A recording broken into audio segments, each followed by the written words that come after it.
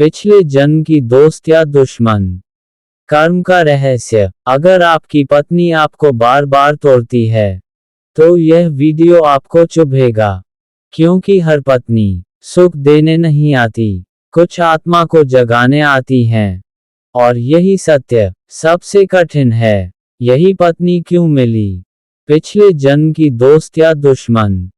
कर्म का रहस्य। क्या आपने कभी अकेले में बैठकर अपने ही मन से यह प्रश्न पूछा है, इतनी भीड़ में, इतनी स्त्रियों के बीच मुझे यही पत्नी क्यों मिली?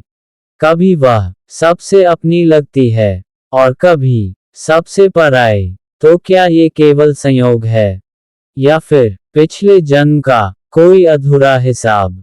आज का ये वीडियो आपके मन के उसी प्रश्न का उत्तर है। अंत तक सुनिए, क्योंकि उत्तर सरल नहीं है, लेकिन मुक्त करने वाला है। शास्त्रीय आधार। शास्त्र स्पष्ट कहते हैं, पति पत्नी का संबंध केवल इस जन्म में नहीं बनता। ये संबंध पिछले जन्मों की स्मृतियां लेकर आता है। गरुड़ पुराण में कहा गया है, जिसके साथ ऋण होता है उसी के साथ जीवन बंधता है। कभी यह ऋण प्रेम का होता है, कभी त्याग का, और कभी पीड़ा का। इसीलिए पति पत्नी का रिश्ता सबसे गहरा भी होता है और सबसे कठिन भी। दोस्त या दुश्मन का रहस्य। अब प्रश्न उठता है, क्या पत्नी पिछले जन्म की दोस्त थी या दुश्मन? यदि पत्नी दुख में आपके साथ खड़ी रहे, अपमान में आपकी ढाल बने, बिना कहे आपकी पीड़ा समझ जाए, तो समझिए वह पिछले जन्म की सहयात्री आत्मा है। लेकिन यदि हर बात पर टकराव हो, बिना कारण कटुता बनी रहे, प्रेम के बाद भी शांति न मिले, तो ये शत्रुता नहीं है, ये कर्म ऋण है। कर्म ऋण क्या है? कर्म ऋण का अर्थ है, किसी जन्म में किसी आत्मा को आपसे कुछ मिला नहीं या आपसे कुछ छिन गया। वही आत्मा फिर पत्नी बनकर आती है, हिसाब पूरा करने के लिए।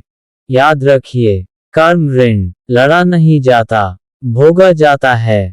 सबसे बड़ी भूल यहाँ एक बहुत बड़ी भूल होती है। हम सोचते हैं, मेरी पत्नी ही गलत है, लेकिन सत्य यह है, वह दर्पण है, वह वही दिखाती है जो आपके भीतर छिपा है। क्रोध, अहंकार, असुरक्षा या अधूरा प्रेम। जब तक दोष बाहर देखते रहेंगे, कर्म कटेगा नहीं। समाधान का मार्ग। तो प्रश्न यह है, कर्म ऋण कटे कैसे? उत्तर सरल है, लेकिन आसान नहीं। मौन से, क्षमा से और आत्म संयम से। जब आप हर बात पर प्रतिक्रिया नहीं देते, तो कर्म ढीला पड़ने लगता है। जब आप अपमान का बदला नहीं लेते, तो ऋण घटने लगता है। मौन की शक्ति। मौन कमजोरी नहीं है, मौन कर्म शोधन है। जिस दिन आप पत्नी को बदलने की जगह खुद को देखने लगते हैं, उसी दिन कर्म की दिशा बदलती है। कभी कभी रिश्ता सुधर जाता है और कभी आप मुक्त हो जाते हैं। दोनों ही ईश्वर की कृपा है।